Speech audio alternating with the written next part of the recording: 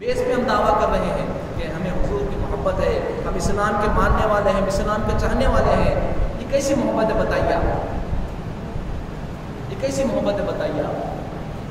پھر دعویٰ ہے محبت کا، پھر اسے ثابت کر کر بتائیے. آج یہی تو ہو گیا ہے ہمارے پاس کہ ہم دین کیا سمجھے، اذان ہوئی آئی 2 رکعت نماز پڑھ لیے چلے گئے، چلو دین ادا ہوگا. باہر کچھ بھی کر لیجیے آپ، لوگوں کو ستائیے، لوگوں کی چغلیاں کرتے پھریے، آپ لوگوں کا مال کھا لیجیے، لوگوں کو دھوکہ دیجیے. یہ ہمارے معاملات ہیں. کیا یہ حضور صلی اللہ علیہ وسلم کی زندگی تھی؟ کیا ہے آپ بتائیں ہوا راستہ ہے آپ کا؟ نہیں ہے. آج ہمیں ضرورت اسی بات کی ہے کہ ہم دین کو مکمل سیکھیں. وہ کہاں پر سیکھیں گے؟ وہ ایسے محافل میں شریک ہو کر سیکھا جا سکتا ہے. وہ مسجدوں کو آباد کر کر سیکھا جا سکتا ہے. وہ اللہ والوں کی صحبتوں میں رہ کر سیکھا جا سکتا ہے. صحابہ نے سب کچھ کہاں سے سیکھا؟ کہ حضور کی صحبت کا اثر تھا کہ آپ صلی اللہ علیہ وسلم کی صحبت میں رہنے کی وجہ سے ان کی زندگی میں انقلاب برپا ہوا تھا.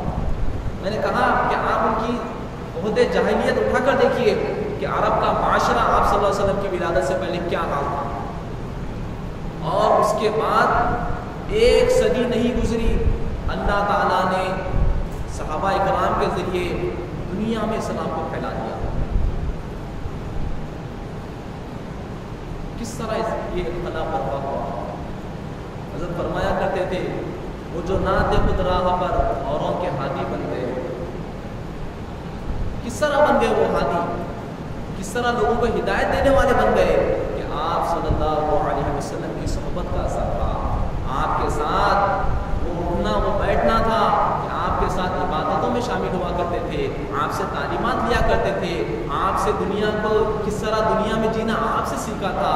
اگر ہم اس طرح سیکھیں گے اور اپنی اولاد کو، اپنے بچوں کو اس طرح سکھائیں گے تو پھر ہم کامیاب ہونے والے ہیں. یاد رکھیے، اگر ہمارے گھروں سے، ہماری زندگیوں سے نحوستیں دور ہونا ہے تو ہمیں کہیں اور جانے کی ضرورت نہیں ہے.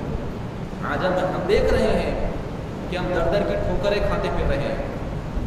ہم سمجھ رہے ہیں کامیابی ان کے پاس ہے، کامیابی ان کے پاس ہے، فلاں کے پاس ہے. کہیں نہیں ہے. آپ یاد رکھیے کہ اللہ کے گھروں کو آباد رکھیے، اپنے گھروں کو نمازوں کے ذریعے، ذکر و اذکار کے ذریعے، حضور صلی اللہ علیہ وسلم کے درود شریف کے ذریعے زندہ رکھیے. پھر آپ کے پاس کامیابی چل کر آئے گی. یاد رکھیے، کامیابی آپ کے پاس چل کر آئے گی. یہ سب چیزیں ہمارے پاس نہیں ہونے کی وجہ سے آج ہماری زندگی میں پریشانیاں ہیں. آج ہم کامیاب نہیں ہو رہے ہیں اور مستقبل کو لے کر بہت فکر مند ہیں. کتنی بڑی بات ہے کہ حضرت فرماتے ہیں کہ اللہ تعالیٰ نے حضور نبی کریم علیہ السلام کے نور مبارک سے تمہیں پیدا کرتا ہے، اور کائنات کی ہر شے آپ صلی اللہ علیہ وسلم کے نور مبارک سے پیدا کی گئی. آپ دنیا میں آسمان دیکھ رہے ہیں، زمین دیکھ رہے ہیں، پہاڑ دیکھ رہے ہیں، شجر دیکھ رہے ہیں، حجر دیکھ رہے ہیں، چاند سورج کو دیکھ رہے ہیں. آج 1400 سال کے بعد دنیا چاند میں پہنچ کر سمجھ رہی کہ ہم کامیاب ہو گئے ہیں. وہ بھی میرے سرکار کا نور ہے. آپ صلی اللہ علیہ وسلم جب جھولے میں تھے، جب چھوٹے تھے، تو آپ دیکھتے ہیں کہ بچے جھولے میں اکثر کھیلا کرتے ہیں. صحابہ کرام روایت کرتے ہیں کہ آپ صلی اللہ علیہ وسلم جب چھوٹے تھے اور جھولے میں جب ہاتھ ہلاتے تو جدھر ہاتھ ہلاتے چاند ادھر چلا جاتا. آپ جدھر ہاتھ ہلاتے چاند ادھر چلا جاتا. ارے یہ سب تو میرے آقا کے غلام ہی چاند و سورج. آپ نے سنا ہے کہ جب حضرت مولا کائنات حضرت علی مرتضیٰ رضی اللہ تعالیٰ عنہ کی نماز عصر چھوٹ گئی، آپ کی آنکھوں میں آنسو آ گئے. پوچھا علی کیوں رو رہے ہو؟ یا رسول اللہ میری عصر کی نماز چھوٹ گئی ہے. تو آپ نے دیکھا، آپ نے اکثر علماء سے سنا ہوگا کہ آپ صلی اللہ علیہ وسلم نے سورج کو اشارہ کیا جو ڈوب گیا تھا، انہی کے اشارے سے پھر سورج اوپر آ گیا. حضرت مولا کائنات نے نماز عصر ادا کی. دیکھیے کہ حضور نبی کریم علیہ السلام کی حکومت کہاں کہاں نہیں ہے. یہ یاد رکھیے تمام دنیا کی جتنی چیزیں ہیں یہ سب آپ کے غلام بن سکتے ہیں، مگر آپ کو غلام محمد بننا ہوگا. آپ کو بندگی کا حق ادا کرنا ہوگا. اگر آپ اللہ کے بندے ہو کر بندے کا حق ادا نہیں کریں گے تو پھر دنیا کی غلامی جو آج ہم دیکھ رہے ہیں، دنیا دنیا کی غلامی جو کرنی پڑ رہی ہے اس کی وجہ یہی ہے کہ ہم نہ تو بندگی کا حق ادا کر رہے ہیں، نہ تو ہم حضور نبی کریم علیہ الصلوۃ والسلام کے امتی ہونے کا حق ادا کر رہے ہیں۔ بتائیے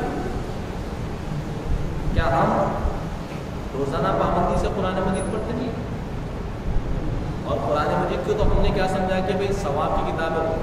آج کل زیارتوں میں پوچھ رہے ہیں، اکثر ڈبے بھی لینے مسجدوں کو آتے ہیں، صاحب وہ ہے کیا حافظ اللہ تو ایک ہی اگر صاحب تبارک الذی پڑھنا ہے انتخاب ہوتا ہے، حالانکہ علماء کرام یہاں موجود ہیں، آپ پوچھیے کہ میت کے بازو بیٹھے اور قرآن مجید نہیں پڑھنا ہے، مکروہ ہے، مگر ہمارے لوگ نیچا کے سرانے پر اس پر آجو بازو بٹھا کے قرآن دے کے بٹھا دیں، دوسری جگہ پڑھنا ہے بازو کے کمرے میں۔ اب حافظہ عالموں کا یہ کام ہوگا خالی بس میتوں میں زیارتوں میں قرآن مجید آپ کی زندگی میں انقلاب لانے والی کتاب ہے۔ آج یورپ جو آج ترقی کر رہا ہے وہ قرآن مجید پر ریسرچ کر کر ترقی کر رہا ہے، اور ہم ہاتھ پہ ہاتھ دھرے بیٹھے ہوئے ہیں، یہ ملا کہنے وہ مرشد کہنے یہاں پھر رہے ہیں وہاں پھر رہے ہیں، وہ ایسا ہونا ایسا ہونا ایسا ہونا، پوری شفا آپ کے گھر میں رکھی ہوئی ہے، پوری شفا آپ کے گھر میں رکھی ہوئی ہے۔ قرآن مجید کیا ہے؟ شفا ہے، اور ہم اس کو کیا سمجھے؟ ثواب کی کتاب ہے خالی بس، وہ گھر برونی میں قرآن مجید کھل رہی، وہ کچھ پریشانی آنا چاہیے، پھر کوئی بولنا وہ ذرا سورہ بقرہ پڑھا ہوا فلاں پڑھا ہوا تو پوری خالی بس،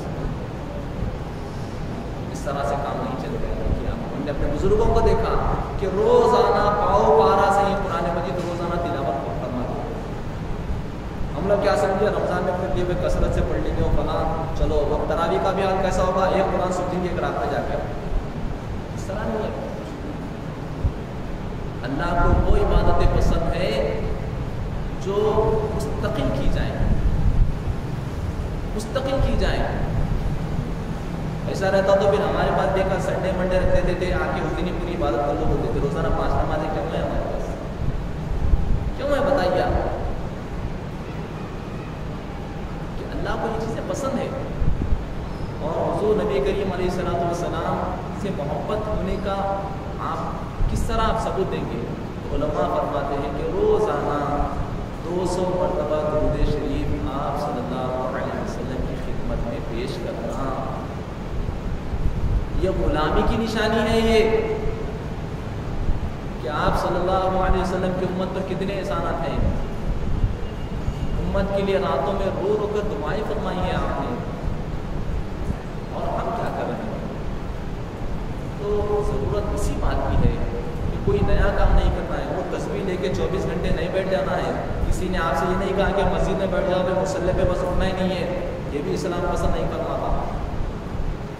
آپ صلی اللہ علیہ وسلم کے سامنے ایک دفعہ ہوا، پوچھا گیا کہ یا رسول اللہ 2 بھائی ہیں، ایک بھائی روزانہ روزہ رہتے، 5 دن کی نماز پڑھتے، مسجد میں رہتے، ذکر کرتے، استغفار کرتے، اور دوسرے بھائی ہیں 5 وقت کی وقت پر نماز ادا کرتے ہیں اور تجارت کرتے ہیں، گھر کا روٹی روزی کا انتظام فرماتے ہیں۔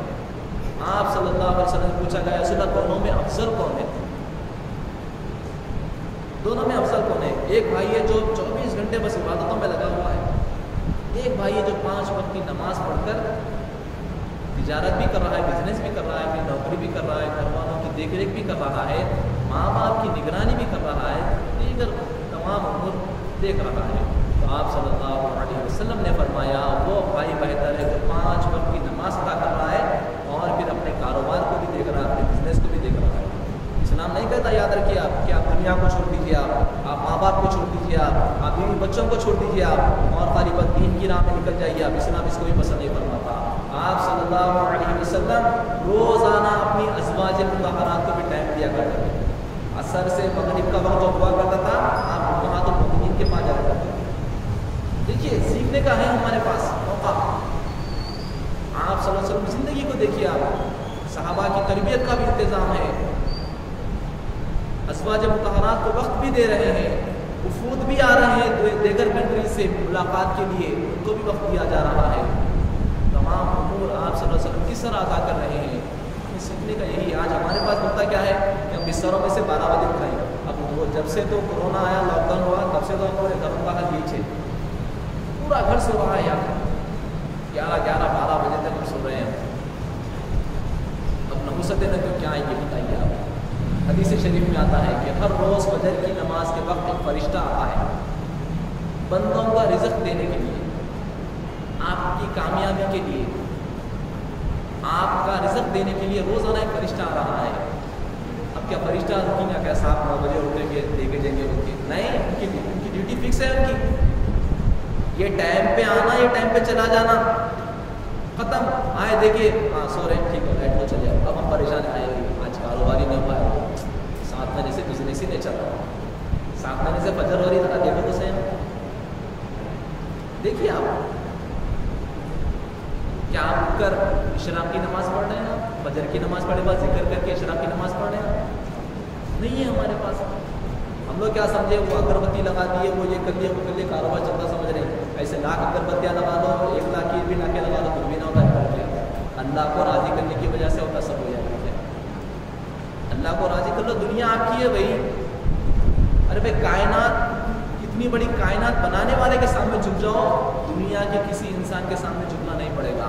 اگر اس کے سامنے نہیں جھکیں گے تو یہ کائنات کی ہر شے، ہر انسان کے سامنے جھکنا پڑے گا. پھر آپ کو یاد رکھیے، آپ آج یہی ہو رہا ہے ہم لوگ کہ فلاں افسر کے پاس جا رہے ہیں اس کے سامنے جھکنا پڑ رہا ہے، دیگر دوسروں کے پاس جا رہے ہیں اس کے پاس جھکنا پڑ رہا ہے، خاندان والوں کے سامنے جھکنا پڑ رہا ہے، بچوں کے سامنے جھکنا پڑ رہا ہے، بڑوں کے سامنے جھکنا پڑ رہا ہے. یہ سب جھکنا کیوں پڑ رہا؟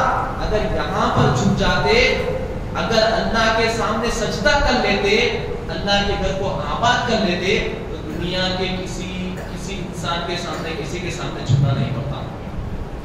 حضرت محمد صلی اللہ علیہ وسلم یہی تو فرماتے ہیں کہ تم اللہ کو راضی کر لو. آج ہمارا حال کس طرح ہو گیا ہے کہ ہم دنیا کے پیچھے اس طرح پیچھے پڑ گئے ہیں دنیا کے کہ اللہ رسول کو بھول گئے ہیں. حضرت فرماتے ہیں کہ ایک کتے کی طرح ہم دنیا کے پیچھے بھاگ رہے ہیں. حضرت یوسف نامہ میں لکھتے ہیں کہ ہم دنیا اس طرح کر رہے ہیں کہ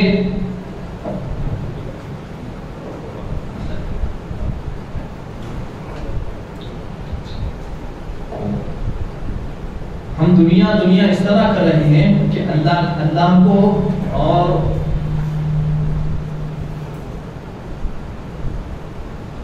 اللہ کے رسول کی تعلیمات کو ہم بھول گئے ہیں. حضرت فرماتے ہیں کہ دیکھو تم دنیا کے پیچھے بھاگو گے تو یہ دنیا تمہیں کتا بنا دے گی. اور یہی حال ہمارا ہو رہا ہے. صبح اٹھے بس ایک ہی فکر ہے، وہ فلاں کام کرنا ہے، یہ کرنا ہے، وہ کرنا ہے، یہ کرنا ہے، یہ کرنا ہے. پھر حضرت آگے فرماتے ہیں کہ تم دین کو تھام کر دنیا کرو گے تو یہ دنیا لونڈی بن کر تمہارے قدموں میں چلی آئے گی. اللہ والوں کے پاس کیا تھا بتائیے آپ؟ کیا ان کے پاس بڑے بڑے بینک بیلنس تھے؟ کیا ان کے پاس بڑی بڑی نوکریاں تھیں؟ کیا آج کی طرح 1 لاکھ 2 لاکھ سیلریز تھی ان کے پاس؟ نہیں، بلکہ وہ لوگ اللہ اس کے رسول کو خوش کیا کرتے تھے کہ اسباب اللہ تعالیٰ پیدا فرمانے والے ہیں، اگر ان کی زبان سے کچھ نکل جاتا تو اللہ تعالیٰ اسے پورا کر دیتا. آج ہم اور ایک چیز ہے کہ دعائیں قبول نہیں ہو رہی ہے. وجہ کیا ہے؟ دعائیں کب قبول ہوتی ہیں؟ آپ نماز چھوڑ کر اگر وظائف پڑھ رہے ہیں، آپ اکثر بولتے ہیں صاحب وہ فلاں چیز پڑھنے کے لیے دیتے آپ کچھ بھی نہیں ہو رہا. نماز چھوڑ کے اچھا نماز کی اتنی پابندی نہیں ہے، وظائف کی اتنی پابندی ہے ہمارے پاس. ارے فلاں جنے دیکھیے تھے بولے روزانہ پڑھنا ہے، 40 دن تک پڑھنا کہتے ہیں. اچھا ارے بھائی حضور نبی کریم علیہ الصلوۃ والسلام فرماتے ہیں کہ جو بندہ 40 دن تک 5 جماعت نماز پڑھتا ہے اللہ تعالیٰ سے کوئی دعا رد نہیں فرماتے. ارے بھائی آپ صلی اللہ علیہ وسلم فرما دیے، اب آپ وظیفوں کے پیچھے پڑے ہوئے. اچھا دیے نہیں ہوا انصاف پڑھ رہے، انصاف روزانہ پڑھنا کچھ بھی نہ ہو رہا. کب پڑھے؟ وہ عشاء کے بعد پڑھے ایسا. اچھا نماز پڑھے؟ نہیں نماز نہیں پڑھے، وظیفہ پڑھے پہلے. ارے کہاں سے قبول ہوتا وہ؟ پہلی شرط وہی ہے باپ پہلے نمازہ پڑھنا، اس کے بعد میں وظائف پڑھنا. اور جو بندہ 5 وقت نماز پڑھتا ہے، آپ یاد رکھیے اس کو وظیفے کی ضرورت ہی نہیں پڑتی، وظائف کی ضرورت ہی نہیں پڑتی جی. ارے جو بندہ اللہ کے گھر کو آباد رکھا ہوا ہے اپنے سجدوں کے ذریعے سے، ذکر و اذکار کے ذریعے سے، اس کا گھر برباد ہوتا. اللہ کے گھر کو آباد رکھنے والے کا گھر برباد ہوتا کیا؟ ارے نہیں ہوتا. ہم کیا کریں؟ اللہ کے گھر کو ویران کریں. ہم اللہ کے کرم کو نہیں آ رہے ہم لوگ, نمازیں نہیں پڑھ رہے ہم لوگ, اب کیا اور نحوستیں آ گئی. اب ہمارا بھی ایک عجب مزاج ہے, اللہ کو کبھی یاد کرتے درد میں یاد کرتے, معلوم تکلیف میں, ارے فلاں چیز ہو گئی, نہیں, اب یاد کرتے آپ. تو یہ درد و الم آ رہے اسی وجہ سے کہ آپ بھول گئے. اسی لیے بزرگاں فرماتے تھے یاد ہے آباد ہے, یاد ہے آباد ہے, بھول ہے برباد ہے. بھول گئے برباد ہو جاتے ہیں. ٹریک پہ نہیں آ رہے آپ, ارے تھوڑی راحت کیا دیا آپ کو, آپ چلو اپنے اسٹائلوں میں نکل گئے, سر پہ سے ٹوپی ہٹ گئی, نمازاں ختم ہو گئے, فلاں ہو گئے, دنیا دنیا دنیا کرتے پھر رہے. اب کیا کرتے اللہ تعالیٰ, چلو تھوڑی سی تکلیف دیتے, اس کے بعد پھر رائٹ میں نماز پڑھی گیا اور پریشانیاں ہوتے گئے, مانو لڑے جھگڑے ہوتے گئے, بزنس میں آ گئے, اب نماز پڑھی. تو نماز ایسی چیزیں یاد رکھیے, 5 وقت کی نماز تکبیر اولا کے ساتھ پڑھنے والے کے لیے کوئی بظاہر کی ضرورت نہیں ہے. نماز میں سب شامل ہے, نماز میں سب شامل ہے. آپ کی کامیابی, آپ کی راحت, آپ کی زندگی, آپ کا چین, آپ کا سکون, سب چیزیں شامل ہے. آج بی پی کے بہت مریض ہوں گے, ہر جگہ بلڈ پریشر, کیوں کہ دل کا چین و سکون ختم ہو گیا. کیوں ختم ہو گیا کہ اللہ کے ذکر کو ختم کر دیا. روزانہ اگر اللہ کا ذکر کریں گے آپ تو پھر دل کا چین اور سکون برقرار رہے گا. تو ان محافل کے ذریعے ہم یہی سیکھتے ہیں کہ آپ صلی اللہ علیہ وسلم کی سیرت کو دیکھتے ہیں, بزرگوں کے مختلف واقعات کو سنتے ہیں, جس کی وجہ سے ہم اپنی زندگی کو کامیاب بنا سکتے ہیں. آئیے میں بلا تاخیر دعوت خطاب دینے چلا ہوں. حضرت علامہ مولانا محمد عماد الدین انور صاحب نقشبندی مدت یوزو, chairman board of studies oriental, شکریہ.